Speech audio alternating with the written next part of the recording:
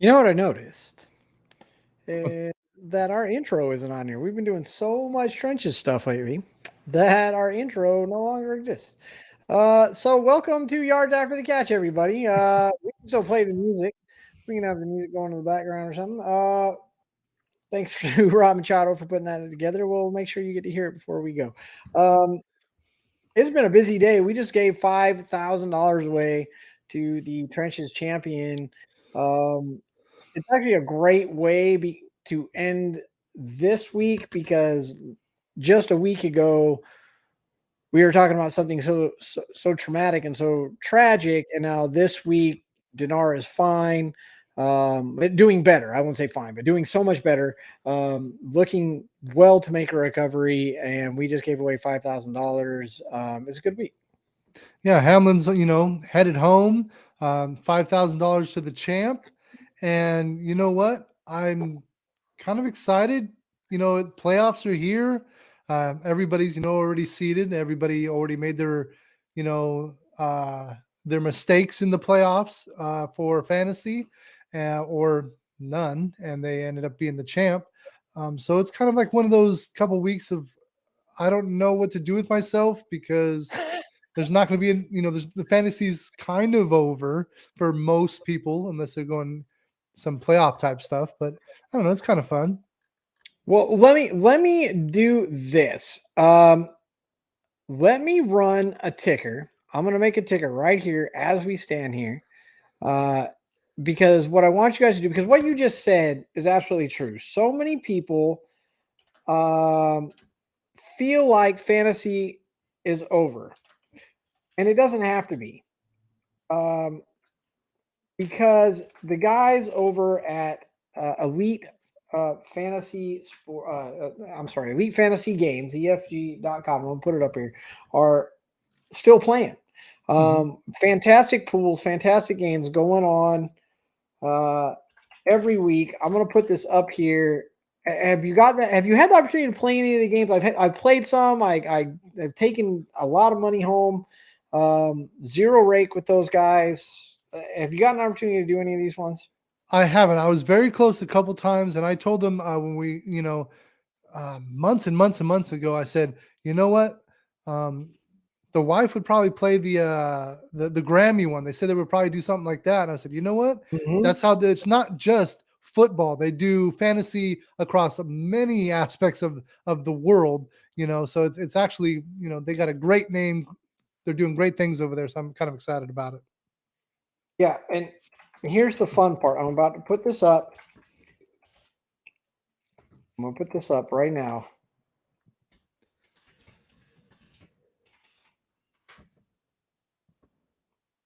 Here it comes. I love these little banners.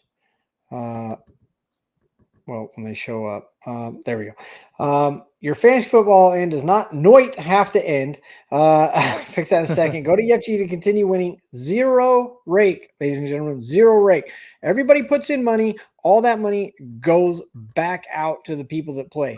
I love EFG. They manage everything so well, and honestly, they just create really fun games. They're 100% one of the biggest inspirations for the trenches. What brought the trenches about? Just making fantasy games fun, finding new and amazing ways to do it. And EFG.com, go play today. Zero rake. They are so much fun.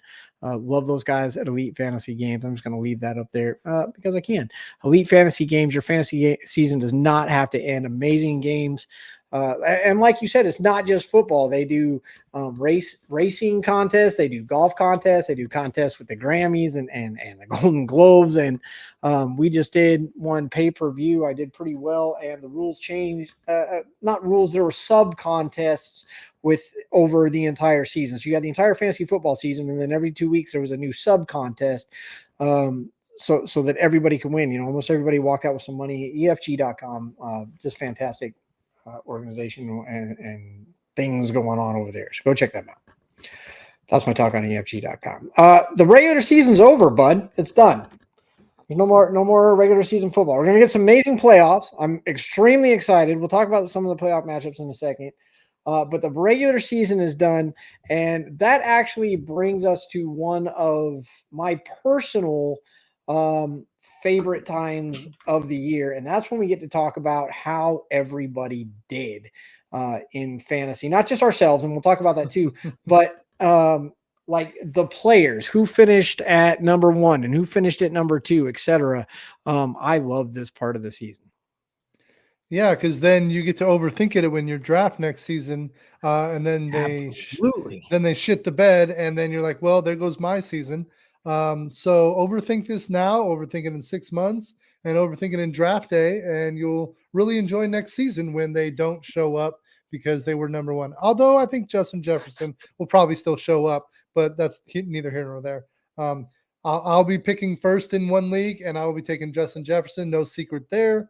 And if he does anything like Jonathan Taylor did for me, you can count me in the back again. So we'll leave it at that. Look, here we go, toot toot toot, and I'll be putting this up throughout the remaining weeks of football season. I will revisit all the work and all the stats that I put up, telling you, warning you, giving you the answer to the test well before the test started, that Jonathan Taylor was not going to be the top guy. It doesn't happen. It hasn't happened. It probably will not happen for a long time. When you hear people talk about who's going to be the top guy, who's going to be RB1 for the season, that should be the guy that you do not draft, because it does not end well. It does not end well consistently. Jonathan Taylor, another one. But what scares me most about that statistic is the fact that Austin Ekeler, who I had in many, many leagues, finished at number 1, is almost guaranteed to be the consensus running back 1 pick. And that means the odds are already stacked against him to have a great year next year. Yeah. I've been watching Austin Ekeler, and I'm like, I need to get this guy. I need to get this guy. And he didn't fall to me in some of the leagues, when I was even a little middle round draft pick, and he exploded. He went off, and most as he was projected to do. Yeah. But most importantly, he was healthy. That's the key. If your first rounder goes down, you're gonna have it, unless you drafted perfectly and you have people on the bench scoring 20 points, which doesn't really happen.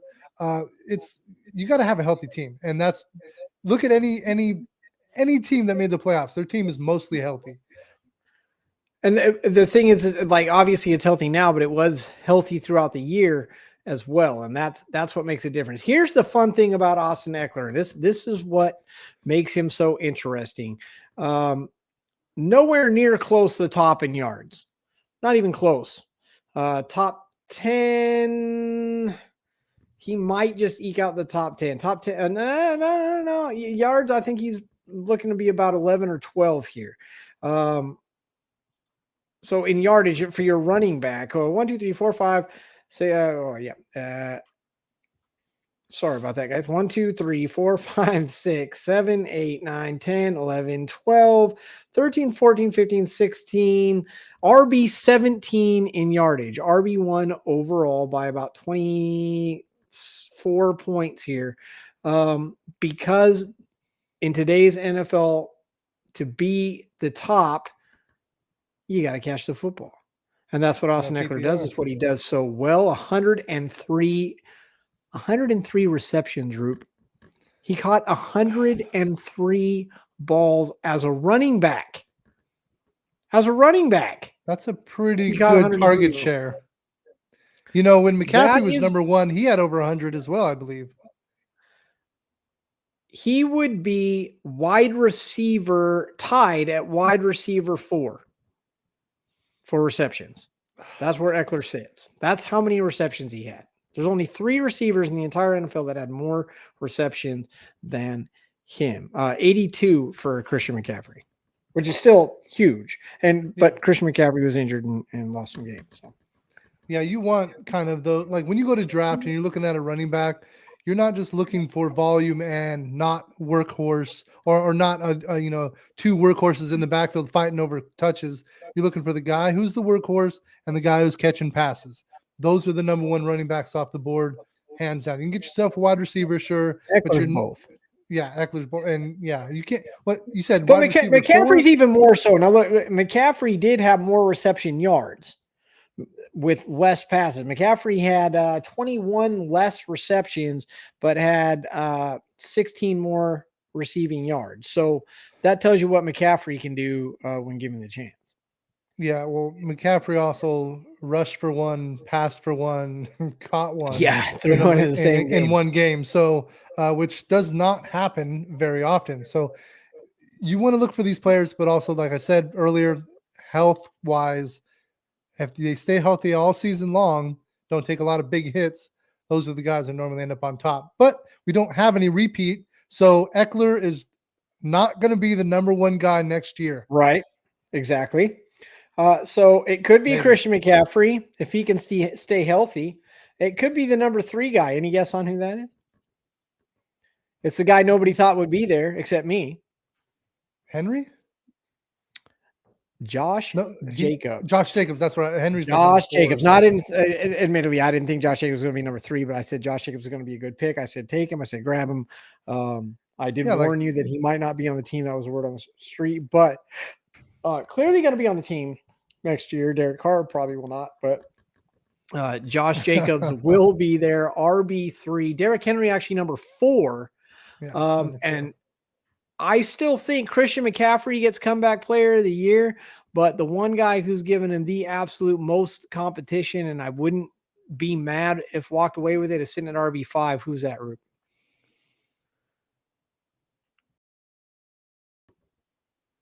I can't even think of I'm not even think comeback. Think was not supposed to be there. Hasn't been there in years. God, I'm drawing a blank. I can't even think tonight. Saquon Barkley. He's 5. Saquon Barkley is number 5, 284 fantasy points, 30 more, 26 more than Nick Chubb at number 6. An amazing year, 1,300 yards on the ground, 10 visits to pay dirt on the ground as well.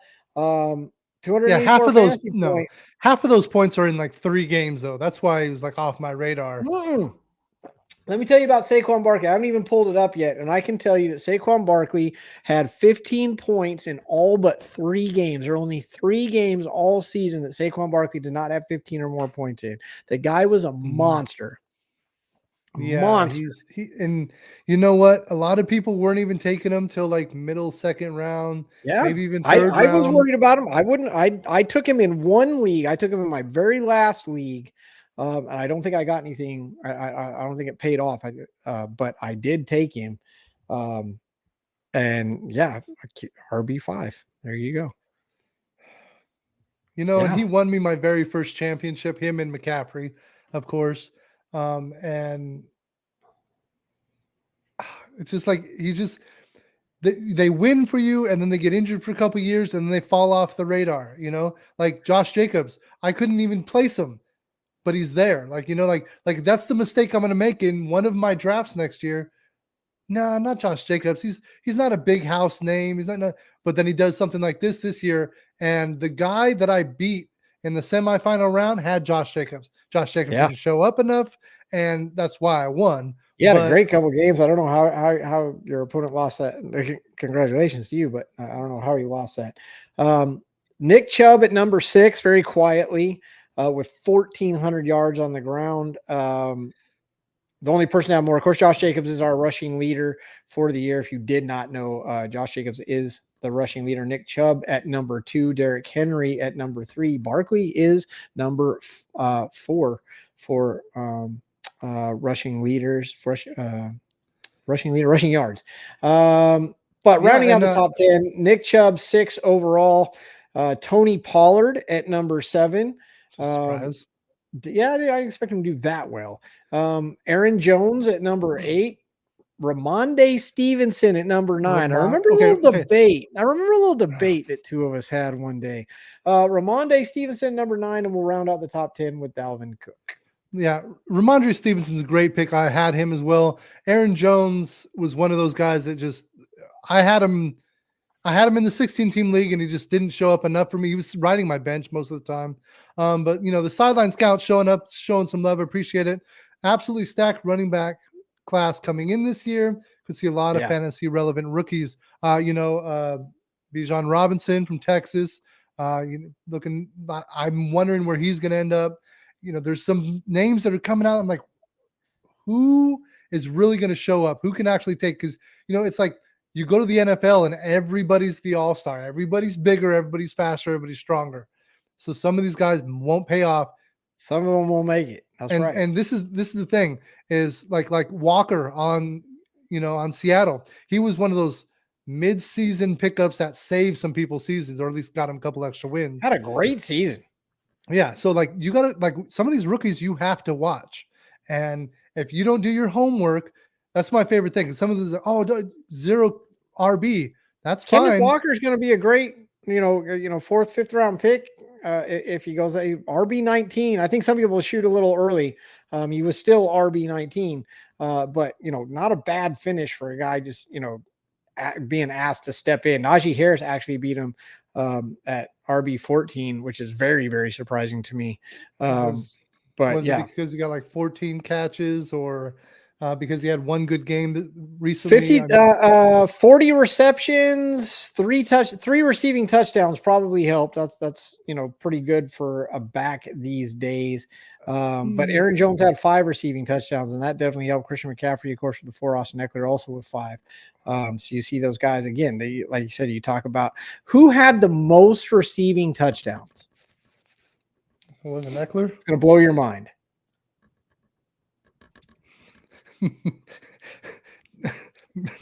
McKinnon.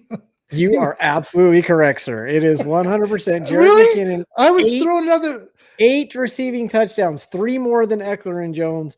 8 receiving touchdowns, and it all happened in the last 6 weeks. That's it kind of did there, yeah. It was like the right at the end of the season. So if you picked him up, you did well. That was the only guy that came to mind. I was like, this guy wrecked. Like, if you had to play someone with this guy, you were crying like as soon as he stepped on the field. Like, hey, exactly. You got it. Can't believe it. Cannot believe it. Some disappointments. Maybe you thought we'd get more out of this year. DeAndre Swift. Of course, Dameon Pierce got injured. Thought we might get a little more out of him. I know some people really liking AJ Dillon, but that's why he's sitting in the back position. Jeff Wilson Jr., of course, gets traded mid-season. Jonathan Taylor, you should not have expected more of, but people did. I didn't expect to hear him get hurt that much, but I mean, one person I really I hoped for was Brian Robinson. I thought he would do better. I know. But I mean, he was recovering. I think you'll hear more about him again next year. It's just he's going to be one of those guys that people are waiting to show up, and it'll just be a matter of if he does. I mean, he's going to be part of my team. I mean, I know he's not on the greatest team, like a few running backs, like over there in Houston. Like what's happening? They need an offensive line. So Pierce is great, but need the offensive line. I think Pierce is going to be dominant there for a while. Pop quiz hot shot. Who was the number 1 quarterback in week 18? I know it's week 18, but who was the number 1 quarterback in week 18? And I didn't watch enough to. Nobody went over 300 yards. Nobody did. Okay, it's not the San Francisco guy that we were talking about earlier. Brock Purdy, no. Nope. I didn't watch a lot of football this weekend. I'm sorry to say Davis Mills. What? Davis Mills in the win that cost them the first round. Okay. Yeah. And I saw him throw. All they had to do was lose that game to get the first round pick. No. Like, listen, I get it. You play to win. You play the game to win. You play the game to win. You play to win. Listen, you know how relaxing it is to know who you're taking number 1? And I get it. There's a lot of drama around it. So maybe you say, I can pick one of these 2 guys. Let's just settle for second. Let's get a win. Let's go out strong. I get that. You don't want, like, you have 2 guys, but you want one a little bit more. And now it's so crazy because look, let's nestle in, kids. Grab your hot cocoa and your blanket. Daddy's going to tell you a little bedtime story. There once was a team called the Chicago Bears. The Chicago Bears, who were predicted by myself. It's the end of the season. You're allowed to toot your own horn. This is the one show. It was. The Chicago Bears were my pick for the worst record in the NFL. Barely eked it out. Thanks to the Houston Texans for wanting to win that game. Houston Texans are coached by a man named Lovie Smith. Lovie Smith could have had the first round pick. You know what you get for getting the second round pick? You get fired. That's what happens.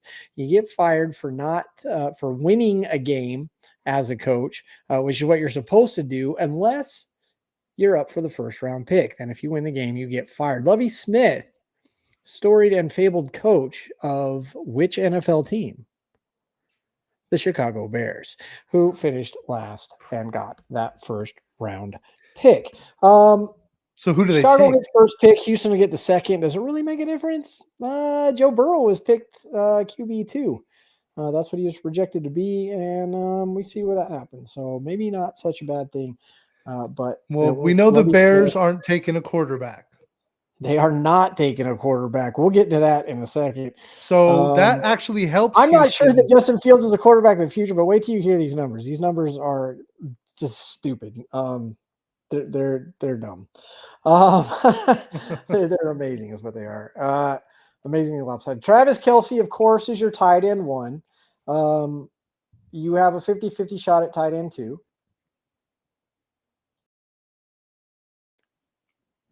No, it wasn't Dalton Schultz. It was not. Well, it's not really a 50-50 shot. I guess you have a 50-50 shot at tight end 3 or 4. Tight end, I guess tight end 2 could surprise you. And this is fantasy points, by the way. This isn't yardage or touchdowns or anything. This is fantasy points because this is a fantasy show. An actually highly touted tight end, Mr. TJ Hawkinson. I think he probably went tight end 5 over the drafts. Finishes at tight end number 2 with the points, with the 212, not the number 1 touchdown guy. As soon as you started talking about 3 and 4, and I was thinking Evan Ingram, and I was like, "What? Like, why is he throwing me off?" I'm trying Evan to think Ingram, of number 5. Number 5. Okay, so he had a pretty decent. There's 2 guys that should come to mind at tight end position after Kelce automatically. I wouldn't have got Hawkinson at number 2 either, but I know who number 3 and number 4 are. Mark Andrews, Cole Kmet, Dalton Schultz. No. I'm Mark Andrews and George Kittle, of course. Dalton Schultz actually finishing at number 9. Mark Andrews, yeah, he's the only guy that should be at number 2, and George Kittle is the only guy that should be given competition. And he was number 2 last season too. So he was indeed. Here's the fun part: Mark Andrews had 5 touchdowns, where George Kittle had 9. Again, we're talking about numbers, and Mark Andrews got 9 more points than 9 more points than did our friend George Kittle. I actually love George Kittle. I drafted George Kittle as much as I could. I was lucky enough to acquire Andrews in one league at some point. But if you can't get Kelce, get Andrews or Kittle. And other than that, hope you get lucky throughout the year with the Hawkinson or an Ingram or something like that. Freiermuth coming in at 6, which is surprising to me. Higbee 7. Having a major malfunction with my mic right here. The tight end position, we've talked about this before. If you don't have Kelce, then just take someone else.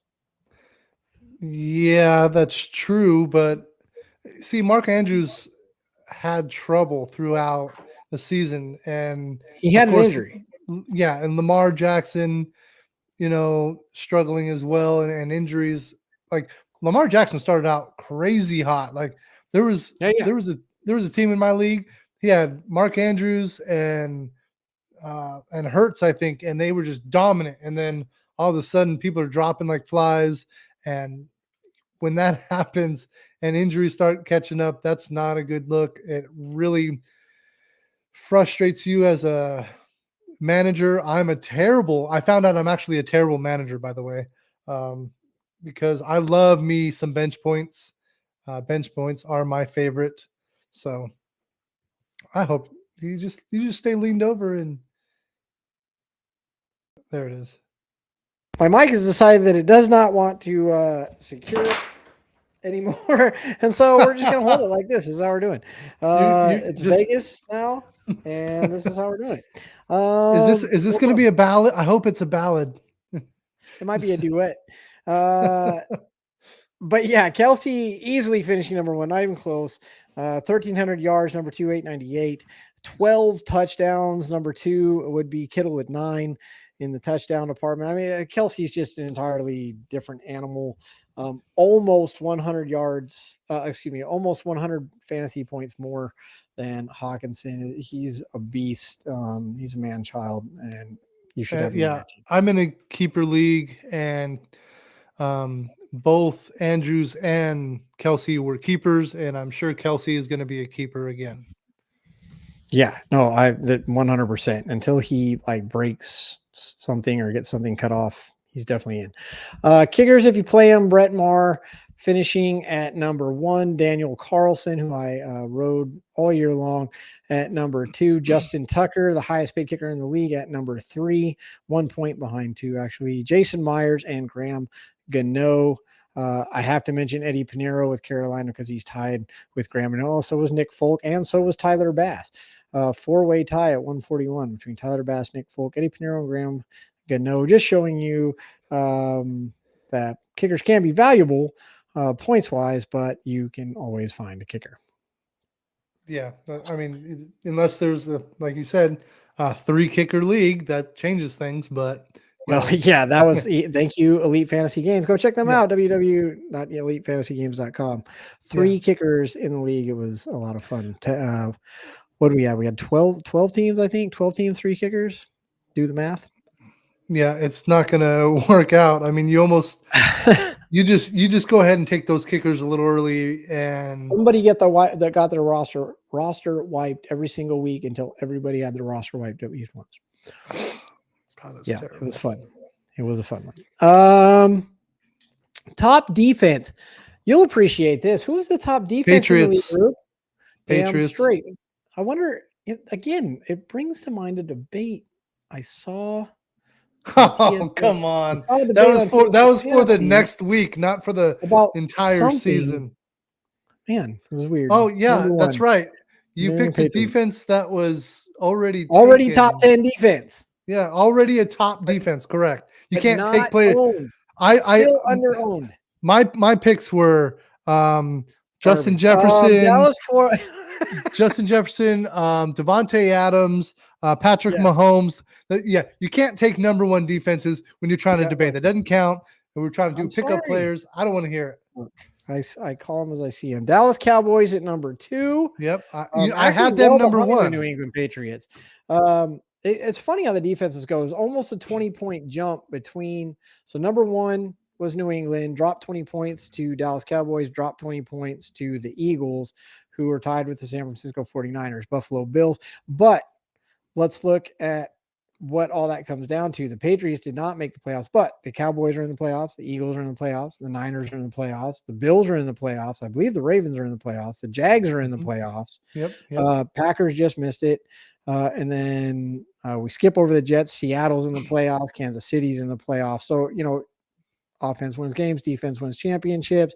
Of the top 11 teams, it looks like 8, I think, made the playoffs this year. So get yourself a defense if you want to go to the show. NFL type, not necessarily fantasy. It does help depending on your scoring system. And I do not like playing in leagues where defenses can get negative points. I can't stand it. It's competitive. I don't care. It's either points or 0. Don't give me. Don't invite me to a negative league. I don't care. I will not. Number 1 wide receiver. I know you know this one. Justin Jefferson, of course. 1,700 yards. He is your yardage leader. Not number 1 in touchdowns. Actually, I'm not going to say not close, but definitely well outdone in touchdowns. But 1,700, almost 1,800 yards. Number 2, Tyreek Hill. Yeah. Number 3 is also your number 1 in touchdowns, your touchdown leader with Devontae Adams. Devontae Adams. Number 4. He's setting records over there. He really is. But now he lost Carr, so it'll be interesting to see what happens. If he gets a better quarterback, does he put up bigger numbers? Or we'll talk about that later, but yeah. We will. Stephon Diggs at number 4. Number 5, not really surprising, but easy not to think about. AJ Brown. Indeed, sir. Indeed, AJ Brown at number 5. A lot of expectations for him this year. Finishes with 11 touchdowns. It looks like that's number 2. So he got you your touchdowns in order to get those points. 1,400 yards, not too shabby. CeeDee Lamb at 6. I think we talked about Amon-Ra. Amon-Ra St. Brown at number 7. Who saw that coming? I did, because I saw him last year and he was going off, and like at the end of the season, I was thinking this guy's going to go early in the drafts. And guess what? He didn't go early in the draft. He was sitting there, around 5, 6, 7. I'm like, how is this guy not picked up yet? I'm like, this is back-to-back seasons. I'm going to do it. I'm taking him next season. Like, I have to. Like, this guy is showing up. He's still the number 1 guy. I am really worried about that new guy there. He just came off of injury. He wasn't Williams. Yeah, he's just I'm worried of that. That's why I'm not sure what to do with it. So I think St. Brown has probably secured his spot, at least as far as that goes. Jalen Waddle at number 8. Just crazy to see Hill at 2 and Waddle at 8. Disgusting. And you've got AJ Brown at 5 and Devontae Smith at 9. Hey, Devonta Smith showed up this year, but he didn't for me last year. I appreciate that. 7 touchdowns, 1,100 yards, and rounding it out, number 10. Very surprising. I don't think you'll get number 10. Okay. You're gonna have to get outside the box on this one. Only because of injury, Ja'Marr Chase. Amari Cooper.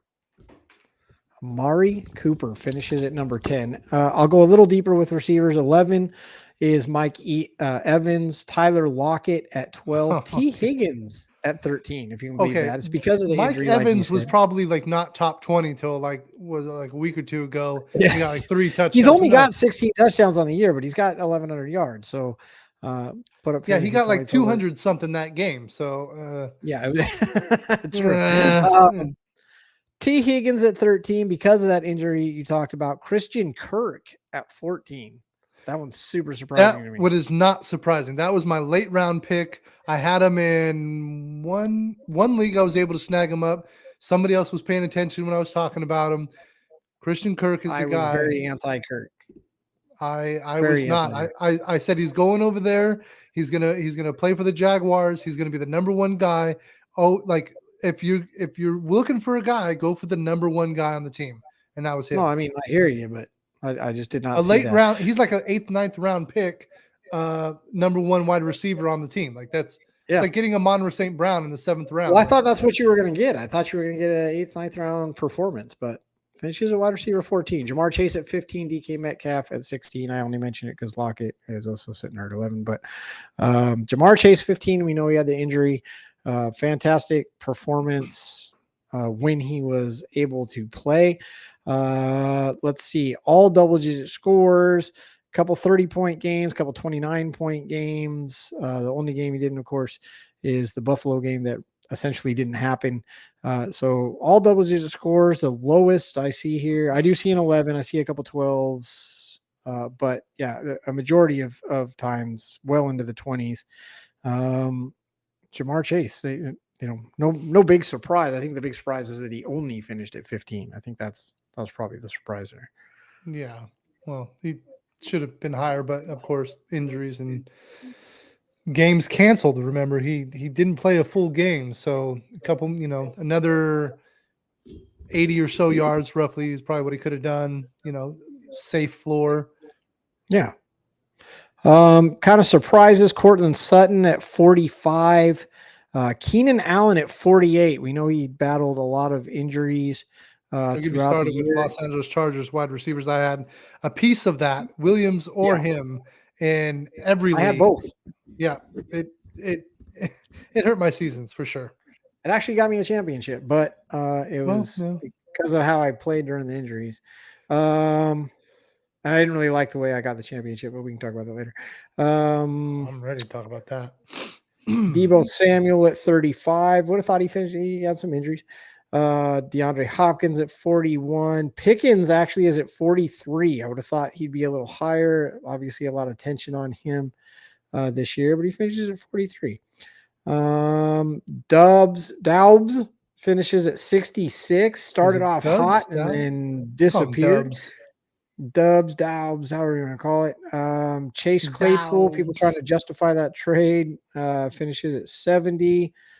I'm trying to see if there's like any like just shocking. Allen Robinson, people expect a lot out of him. Didn't happen again. Plenty of people not expecting a lot out of him as well, though. Nobody really with the Rams. Yeah, I mean, nothing big here. Hunter Renfrow at 103. That's what happens when Adams comes over. Duvernay finishing outside the top 50. Drake London at 38. That's a good thing. That's a great thing for next season. Yeah, that's agreed. Chris Olave at 25. Zay Jones another at 24. Great thing. Garrett Wilson at 22. Those are 3 wide receivers that you can target if you go running back heavy early on. Yeah, no, 100%. Those guys will be money for you later. And so let's get to the position, if you will. We know QB1 is Patrick Mahomes. Just destroyed it this year. Over 5,000 yards, 5,048, 40 touchdowns. That's the thing. 40 touchdowns. That doesn't happen very often. 5,000 yards, you usually get one lately because of the way the game has changed. But you know what? Nobody got 50 this year. Nobody was got close 50. to 50. 40 touchdowns. That's disgusting. 414 fantasy points. QB2? Josh Allen. And of course, almost 1,000 yards behind, though. Almost 1,000 yards behind. 4,062. QB3. Had to be. It's not the guy from Minnesota. He sucks. Joe Burrow? Jalen Hurts. Joe Burrow coming in at number 4. QB5. Biggest shocker? Yes. Got to be Geno. Number 6. Justin Fields is QB5. But here's the thing. I'm close. This Remember, is we're talking about fantasy points here. So a respectable 2,200 yards passing for Justin Fields. It's not shake a stick at. It's not top. It's not, there's plenty of guys underneath him that have 4,000 yards. Trevor Lawrence has 3,900, but Kirk Cousins has 4,300 yards. Jared Goff has 42. Tom Brady has 46. Herbert has 44. So there's guys down there with yards, not a huge amount of yards passing. Guess who's number 1 in interceptions? Dak Prescott? Kirk Cousins, actually, followed by Derek Carr.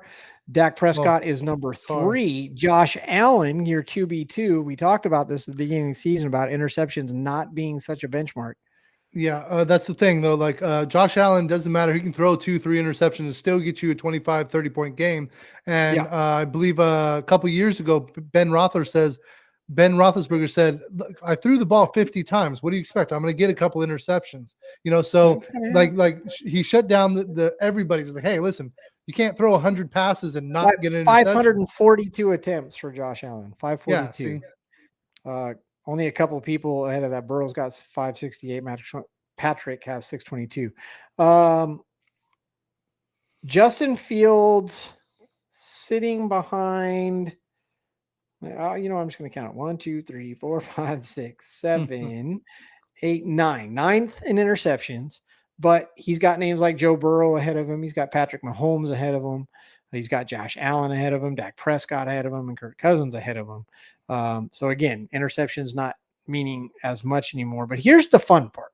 This is what I wanted to get to. Obviously, number 1 in rushing for a quarterback, Justin Fields. Number 2 in rushing. Kind of surprising, actually. Number 2 in rushing. Yeah, well, he had his. Yeah, I think. No, he's not number 2. Justin Fields is number 1. I'm asking you, who's number 2? Jalen Hurts. No. No, number. I know he has the most touchdowns. Okay. Number 4. Daniel most Jones touchdowns. 13 rushing touchdowns by far. Yeah, by far the most. Hola, Aurora. Welcome to the debate. I don't know who rushed more than Josh Allen, Josh Allen is Jalen number Hu- 3. Jalen Hurts, and Justin Fields are not so. Oh God. Number 2 is Lamar Jackson, the guy you expect to be there, except he had so many injuries. Imagine He's if he still played the there? whole season. Oh, he Imagine had if a he played the whole yeah, season. because he was putting up like 40, 50 burgers in the first couple weeks, and I Insane. was like, this guy, like whoever had him on the team was going to win, and he is his own agent, so he doesn't have an agent. He didn't re-sign. Like I don't know what's going to happen because he didn't finish the season. And Someone will grab Baltimore, him. They'll be fine. yeah, Josh Allen 760, Lamar Jackson 764, Justin Fields. How many rushing yards do you think Justin Fields had?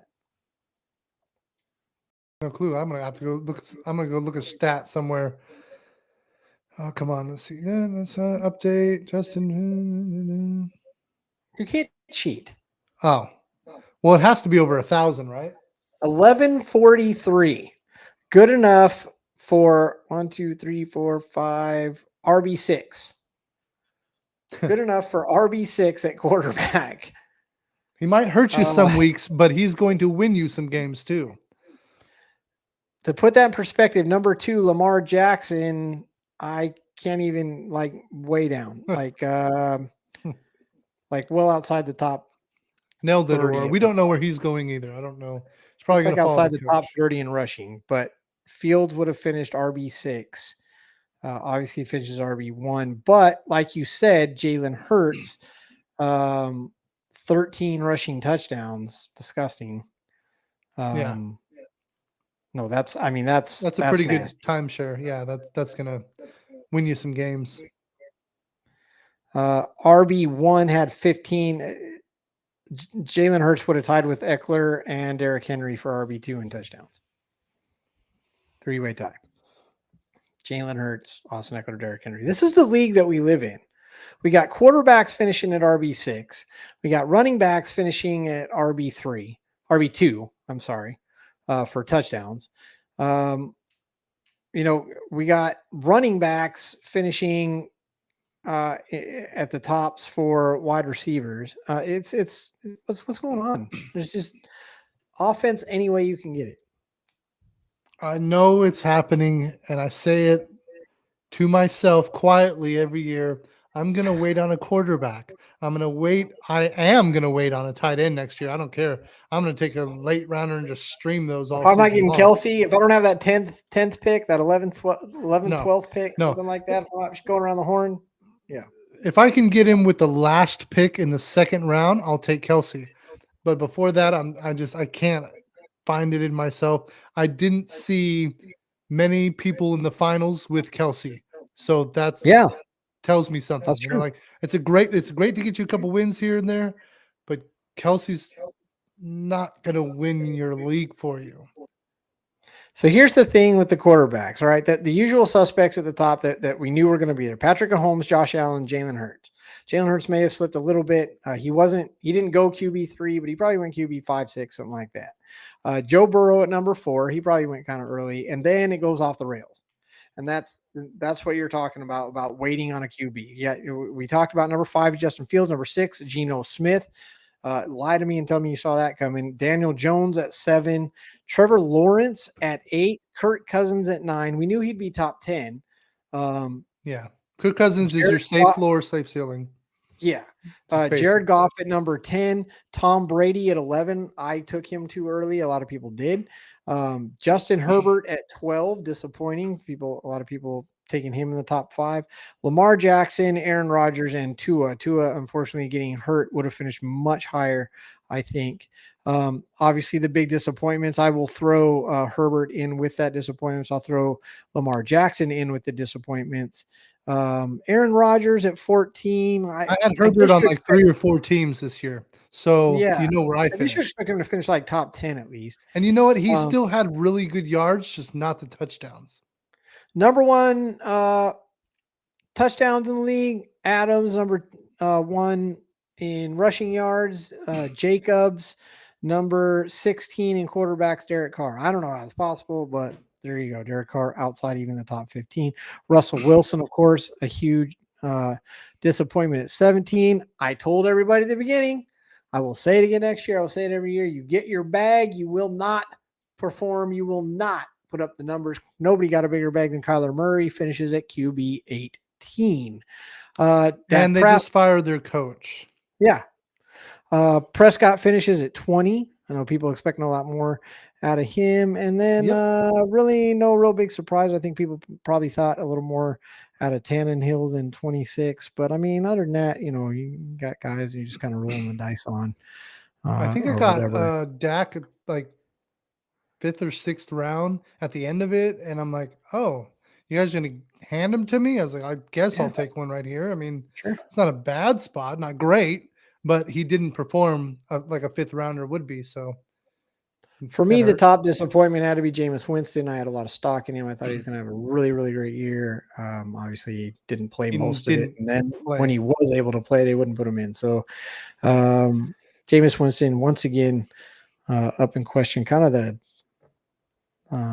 Deshaun Watson 2.0, if you will. Great quarterback, great skills.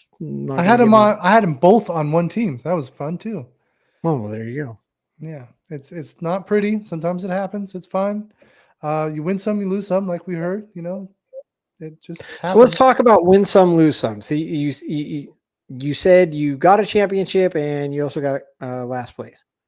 Yeah, I'm really looking forward to that first round pick or the first pick. And I'm not going to mess that up. That's like hoping. Famous last words.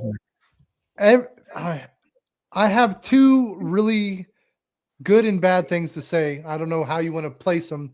My favorite part about championship weekend in my championship team was I had 2 tight ends.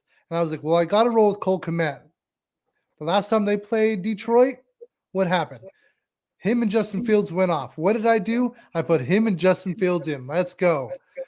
Yeah. Do you know who? Guess which tight end I cut before the game to make room just in case I needed somebody else at a later time? Maybe an Ingram? Dalton Schultz. No way I would have said that. No way I would have said that. You have no idea how hard it was to watch. I was like, Cole Kmet's my guy. I'm going to ride it. Like I put him in. He got there's 2 touchdowns. 1 week left, right? Yeah. And what does Dalton Schultz do? He goes out and gets 3 touchdowns. And I wanted to cry. I was like, I'm a bad manager. I can't lead. I was beating myself up. I'm like, what are you doing? Like it was the worst thing I've ever done. And Dalton Schultz has been, I'm going to say it, garbage for the last month and a half. And what does he do in the championship? Just my quarterback's just dumping off to him. I get it. We're getting touchdowns. Yeah, but at least my quarter. I don't know. Did I play my quarterback? I can't even remember because I was crying so bad. Okay, yeah. So I did play Dak that last week. Yeah, it was. What about your championship? Let's talk about good things. Tell me about your championship. Everybody told me not to play Davante Adams, and I had to shut it down because everybody told me. One of them. Yep. Everybody told me a week or 2 before, you got to play Justin Fields. This is week 17, though, right? This is a week 17 championship? Week 17. Week 16, I think everyone's like, you got to play Justin Fields. You got to play Justin Fields. He's sitting on my bench. I'm like, I don't really want to do that. And everybody kept telling me, like, put him in. I was like, so I made that last-minute switch, and man, did that hurt. I mean, it killed me. And my wife actually lost the playoffs because of that. Yep. Yeah, and I think that was the one I won by 0.5 or something ridiculous.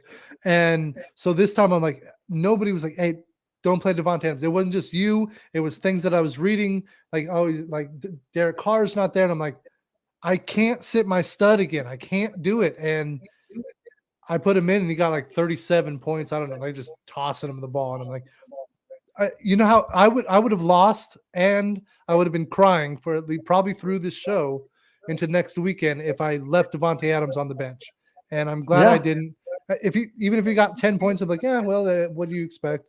But I'm glad I didn't sit him because that would have cost me the game. No, he performed well.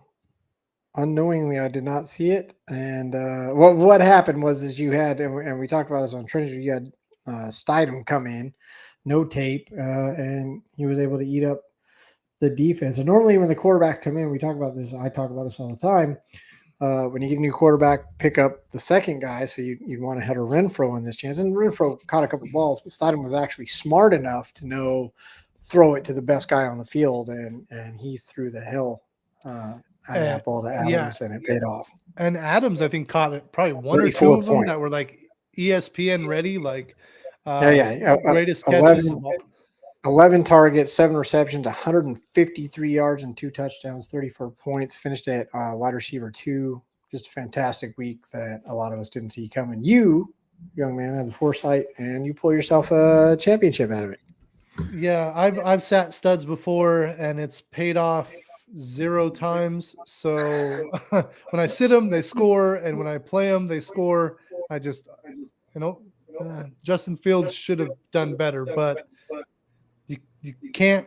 Nobody's 100% on anything they've ever done. So I'll take the hit, and sometimes you just got to go with your gut instincts and believe them. And this was the second week in a row where I said my gut instinct says just play them.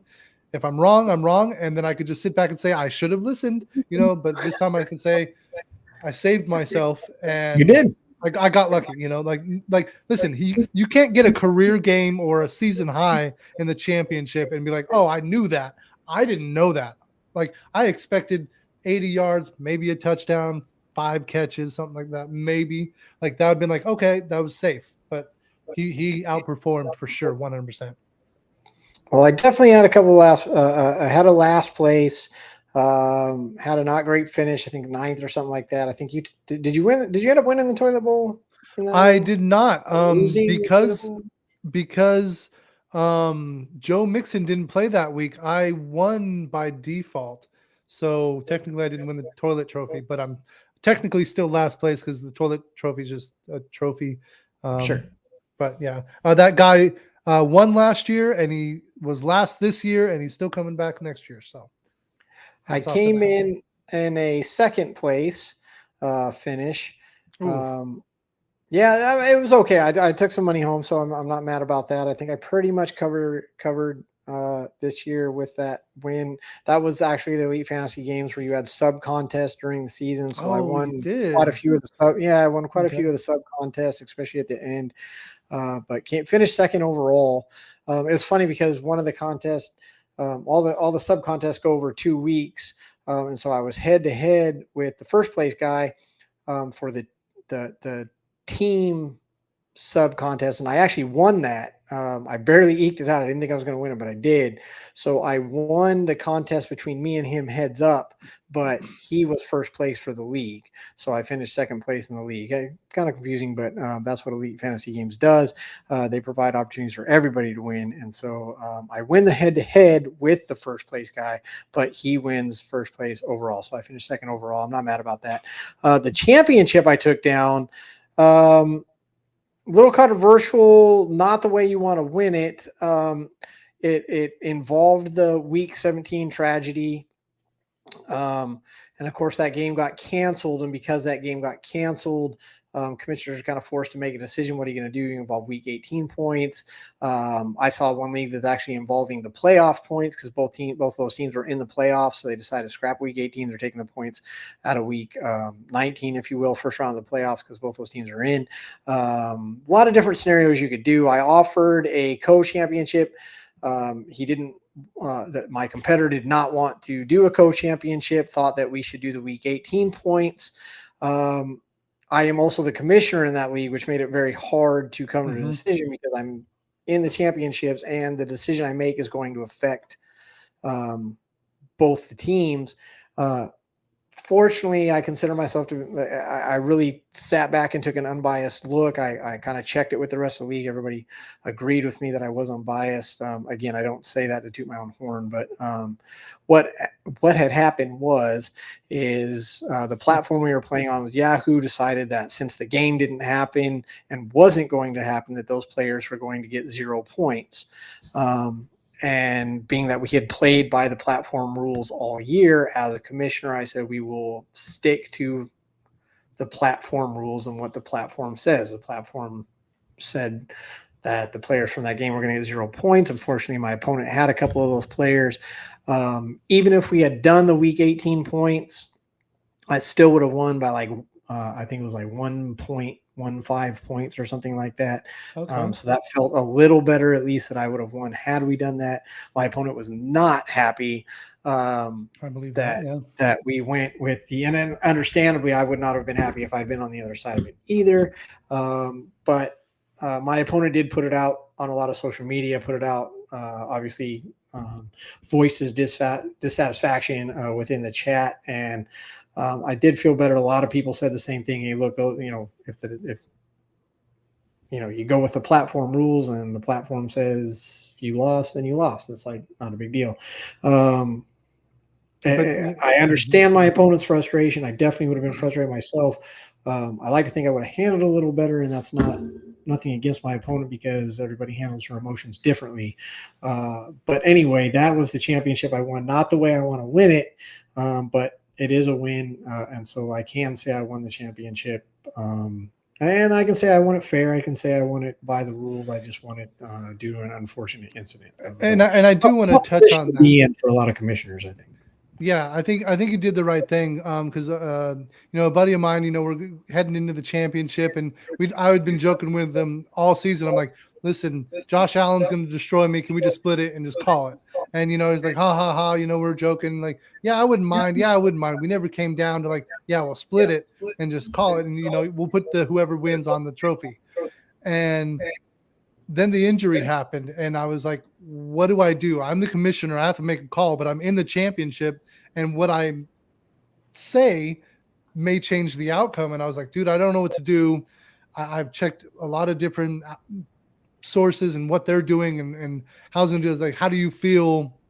And do we split or do we just call it? Because I didn't feel right making a choice. I was like, some guy's fighting for his life. And then I was like, well, he never answered. And then the next morning, they said, well, the points are what the points are. If they replay the game, they replay the game. And I was like, well, great. I won by default, And I thought about it, I was like, I still didn't feel right about it, right? And I had to step back and think, okay, I'm the commissioner. I'm in the game. That's fine. I didn't choose to play a team on Monday night with nobody else to fill in or anything like that. So you play your team and hope that they play a full game, and you can't replace them after they already start, of course. But I was thinking that's a really difficult decision, but also it's a Monday night game in the championship. Weather could be a factor. Lightning. That's really what it comes down to. You're hitting the nail on the head right now, because it's just the same as a player getting injured. It's the same. I mean, the game could have got canceled for any reason. It's unfortunate for the reason it did get canceled, but I mean, it could have got canceled for weather. It could have gotten canceled for some COVID. A ton of the players had COVID and they couldn't play. The NFL could have chose to postpone it. They chose to cancel it, and unfortunately, that's not on the commissioner, whether it's you, me, or anybody else. That's on the NFL. The NFL decided to cancel the game. It's very easy to get emotional, and I have zero fault with any commissioner making a decision however they did it. If they wanted to use 18 points or the playoff points or split the pot or use the playoff average, use last season's average, whatever they wanted to do. What I applaud is the commissioner making a decision in a tough circumstance. And because if you're not the commissioner, I don't think you really understand how hard that was, especially like we were involved in the game.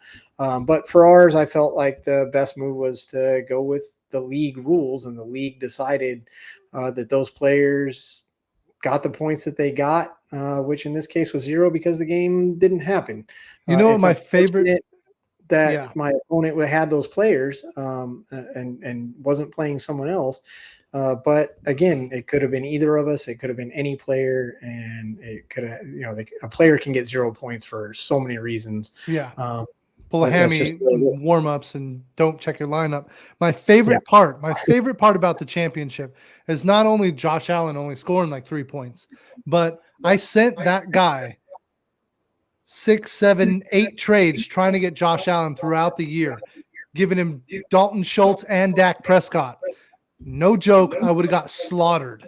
and he never Yeah. took him. He said he doesn't trade. And I'm like, dude, I'll give you that. I was like, what about a draft pick, Dalton Schultz, or Justin Fields? Would And you have traded Josh Allen though? I mean, honestly, even if you did trade, would you trade Josh Allen? it's a 2 I don't think- QB league, and you could stack the QBs pretty good. And I was giving him.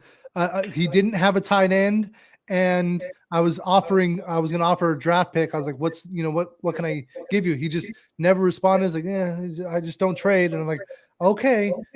If he would have traded any of those, he would have won. Any There of you them. go. All And that's how it goes. I left him. I left one trade up for 6 weeks. 6 weeks. Never took it. That's fantasy football. I can't feel bad. That's how it is. That's why we love this game, is because it doesn't always go our way. Sometimes it does, and you never know what's going to happen week to week. Between the beginning of the year and the end of the year, you draft DeAndre Swift and he ends up outside the top 20. You take a flyer on Josh Jacobs and he ends up RB number 3. I mean, these things. That's why we love this game. Again, it's unfortunate that someone had to get hurt, but we have to take emotion out of it, and it's not the hurt person that decided the game. It was so many other factors that brought players zeros, and it's just unfortunate people had zeros. What if you replayed the top 3 spots? You can do that. Well, Look, like I said, there's no wrong answer here.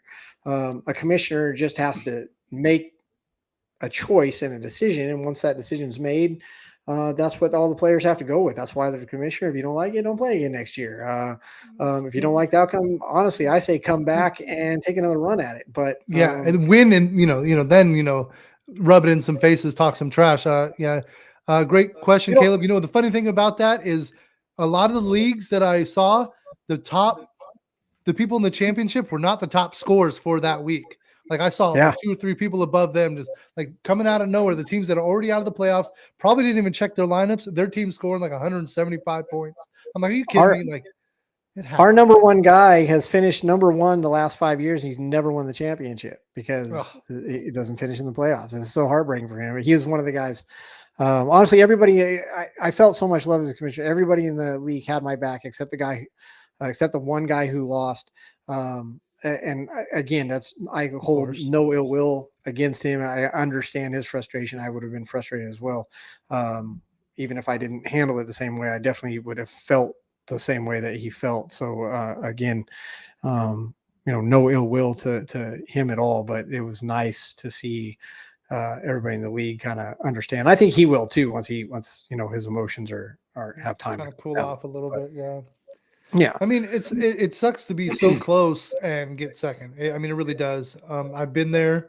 I've actually lost to the guy who snuck into the playoffs with a losing record because other people were terrible. I was the last seed.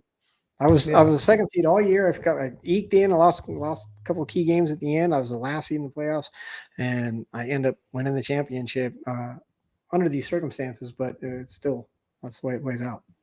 Yeah, I lost to like 6-8 team, which is garbage. I definitely had a team that finished dead last and well-deserved dead last. It wasn't pretty. As we finish out the last show of the regular season, we would be remiss if we didn't mention college chaos. It was definitely chaotic for the first quarter. It was uneventful. It was boring, and it could have been another team. Watching, I turned it off before the first quarter was over. I was, talking on the phone, and, I paused it and I had it recording and everything like that. And I was watching, like, okay, this could be good. And then I'm like, fast forward. Yeah. I was already in the third quarter. I'm like, I could be watching anything else, but it's over. It's been over. It was the closest time it was scored is there was 15 minutes left in the first quarter. That's the closest the game was. And it was lights out after that. It was horrible. Absolutely horrible. Look, this is who are you going for? What's that? Who are you going for? We got 6 games to choose this weekend. Oh, we do. You know what? Let's do that real quick. Let's knock that out. Do you have it up in front of you? Yeah, I got it up. Sure, let's do that. Seattle, San Francisco. Do you have the numbers for last season? How we did? The entire season? No. Who won the college? I think you won. You dominated the college. Did I? Yeah, you mean? Yeah. Yeah, Yeah, you were. I was 4-16. You were 10-10. Oh, I'll take 10-10. That's a push. That's a win. And I didn't lose that yeah, many and there. I think I don't know. Yeah, I was 10-5 in NFL, and you were 13-2. You dominated Ooh, in well, yeah. So there you go. so we're gonna have to start fresh. So I'm not playing that game.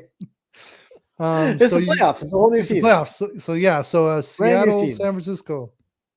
San Francisco. I had to write it down because I didn't have time. Yeah, I'm going to there also.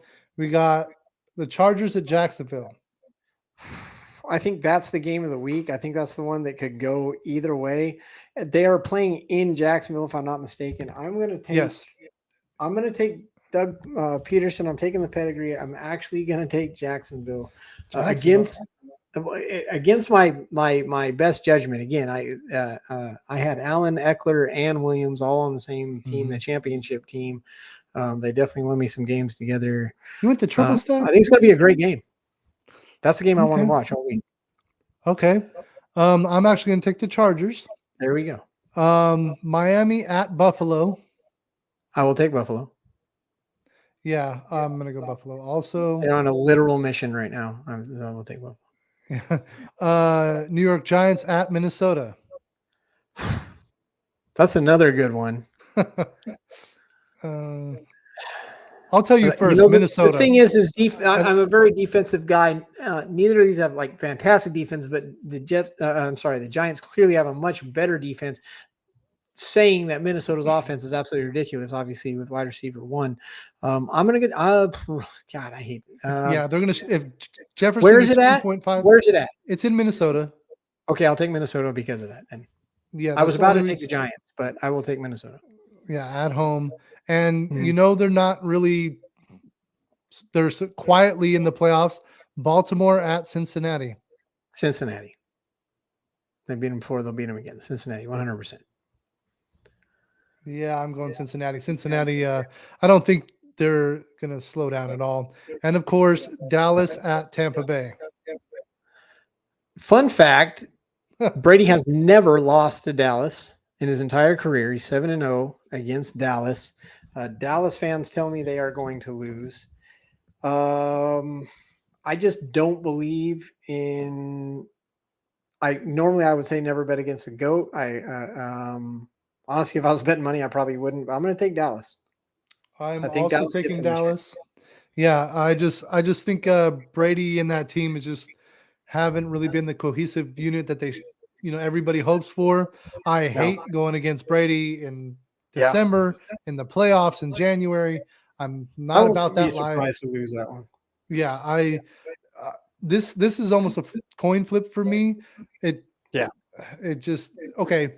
If Mike Evans and Brady show up, okay, with Godwin and stuff. But I think Dallas is just the better all-around team, and I think they can get it done. Even though I believe in defenses, I think Dallas has the better defense. If you pressure Brady, Dallas finished with defense number 2. I think they were number 6 in interceptions. I can't remember what they were. If I was the coach of Dallas, I would say we're going to get after Brady. We're going to get him frustrated early, and we're going to blitz a lot, really often, and just get in his face. Because when he gets angry, he gets frustrated too much, and if you get frustrated, so bad. Dallas is number 3 in sacks on the year. So I just think Dallas can pull this one off. It's their game to lose. Okay, so the only one we're split on is the Jacksonville game. There you that's go. The only one. So I think that's going to be the best game of the weekend. I do think the Giants, Minnesota is going to be good. I think Tampa Bay and Dallas is going to be good. But I really think the most fun game to watch this weekend is going to be that Chargers Jacksonville game. I think it's the first game too, unfortunately. But I think it's going to be a lot of fun. No, it's the Saturday night game. Saturday night game. Good. Yeah. So we'll have to throw a little side bet or something and absolutely figure something, because this is really going to decide the first round. And then next week we can get those 2 new teams in, the Eagles and the Bills, and obviously who's Miami playing? You said Miami and the Bills. Who's Miami playing? Oh, sorry. It was Miami is playing Buffalo. Sorry. Miami is playing Buffalo. Yeah. Are you sure? Is that your final answer? It's my final answer. Miami at Buffalo, Sunday at noon. Didn't even get a good time slot. There you go. That's kind of a crappy time slot. Why is Dallas and Tampa Bay on Monday at 7:15? 7:15.